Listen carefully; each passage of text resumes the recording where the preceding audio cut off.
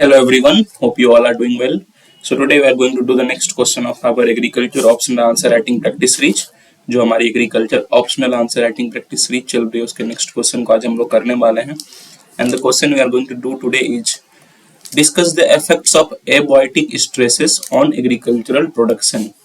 हमारे agricultural production पे या हमारे एग्रीकल्चरल क्रॉप्स पे आप जो भी कहना चाहो उस पे एबायोटिक स्ट्रेसेस का क्या इफेक्ट पड़ता है. And this question was also asked in IFS exam. IFS की ये भी क्वेश्चन है और आई थिंक ये biotic stress and biotic stress दोनों यूपीएससी में भी काफी पूछा जा चुका है. स्ट्रेस से लेके क्वेश्चंस सीएससी में भी काफी आई हुई है, तो you should be nicely knowing these topics. ठीक है, so let's see how we approach the answer. कैसे हम लोग इस आंसर को अप्रोच करते हैं. So first of all, you should know what is abiotic stress. Actually, stress is of two kinds: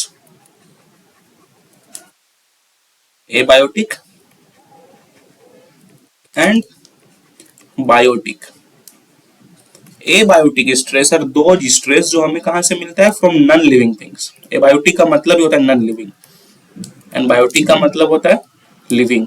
तो जो living things से stress मिल रहा है, for example, some types of diseases by some living pathogens, some pests. So these are क्या हो, ये living stress हो गया. पेस्ट का स्ट्रेस, वीड का स्ट्रेस जो हमें लिविंग थिंग से मिल रहा है, बायोटिक फैक्टर से मिल रहा है. ठीक है, हो सकता है एलोपैथी कोई क्रॉप शो कर रहा है तो उससे भी हमें स्ट्रेस मिल सकता है to other crops. Those are biotic stress. But question is asking about abiotic stress. तो एबायोटिक स्ट्रेस क्या होगा? Non living stress. और नॉन लिविंग स्ट्रेस से आप क्या समझ सकते हो? For example heat stress, chilling stress, drought stress, water logged stress, salinity stress, radiation stress. These are all are abiotic stress. जितने भी ये नॉन लिविंग थिंग्स हमें स्ट्रेस मिल रहा है, जैसे हीट हो गया, चिलिंग हो गया, ड्राउट हो गया, वाटर लॉग्ड हो गया, सैलिनिटी हो गया, रेडिएशन हो गया, these are what abiotic stress.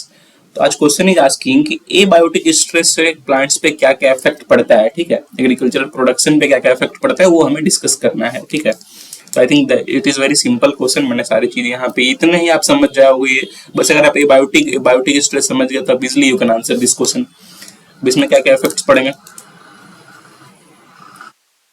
First of all कि हमारा प्रोडक्शन कम हो जाएगा.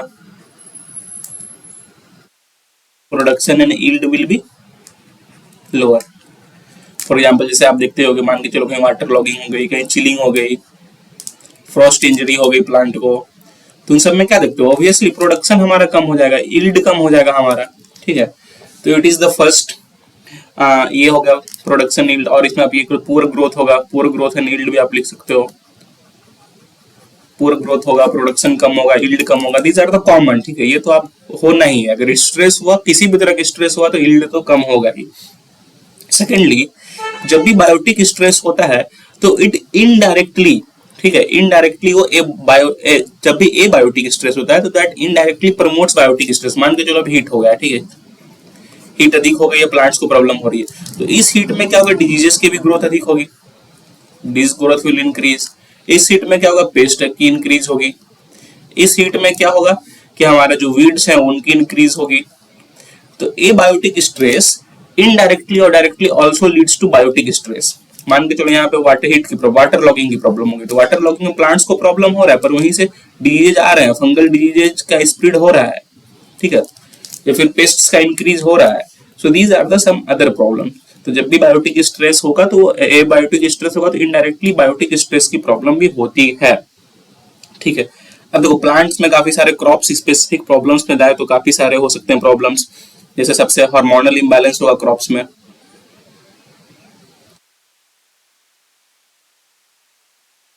गैसियस एक्सचेंज की उनकी प्रॉब्लम होगी. ठीक है, तो ठीक से गैसियस एक्सचेंज नहीं कर पाएंगे, हार्मोनल इंबैलेंस होगा. मूविंग ऑन, अब क्या होता है एबायोटिक और बायोटिक स्ट्रेस में हमें वाटर लॉस की भी प्रॉब्लम होती है. There is also problem of water loss.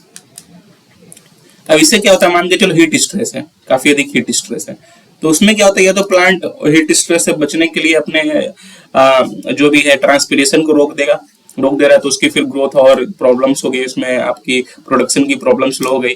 Secondly क्या होता है, ट्रांसपीरेशन काफी इंक्रीज हो जाता है। जब ये इंक्रीज हो जाता है, फॉर एग्जांपल हीट की बता रहा हूँ, तो ये तो वाटर काफी ज्यादा लॉस होने लगा। वाटर लॉस को आप कंपनसेट करने के लिए क्या करोगे, इरिगेट करोगे, इरिगेशन देना होगा आपको, तो ये सब भी प्रॉब्लम्स होगी, आपके खर्चे बढ़ जाएंगे, ठीक है। तो दीज आर द प्रॉब्लम्स कि farmers have to face burden, ठीक है। एक ये प्रॉब्लम हो गया इरिगेशन वगैरह की। कभी कभी वाटर लॉस होता है, कभी कभी एकदम ही वाटर लॉस नहीं होने लगता, जब चिलिंग वगैरह हो जाती है तो वाटर चिल कर जाता है, फिर उसमें आप कैसे इरिगेट करोगे जब वाटर ही आपका फ्रोजन फॉर्म में चला गया है। तो so these are the other problems, ठीक है। और प्लांट स्पेसिफिक अगर कुछ प्रॉब्लम में ज्यादा डिटेल में डिस्कस कर लूं तो डिसरप्शन हो जाएगा साइकिल्स का, disruption of PS1 cycle, PS2, stomatal conduction, stomatal conductance कम हो जाएगा। These are plant specific problems, ठीक है। हो सकता है क्वेश्चन में आपको क्रॉप के एग्रीकल्चर प्रोडक्शन के जगह पे ऑन प्लांट्स लिख दिया जाए, तो फिर ये भी आप चीज लिख सकते हो, ठीक है। मेम्ब्रेन फ्लूइडिटी कम हो जाएगी, reduces membrane fluidity, hypoxia anoxia की प्रॉब्लम होगी, hypoxia anoxia problem. So these are the some of the common problems.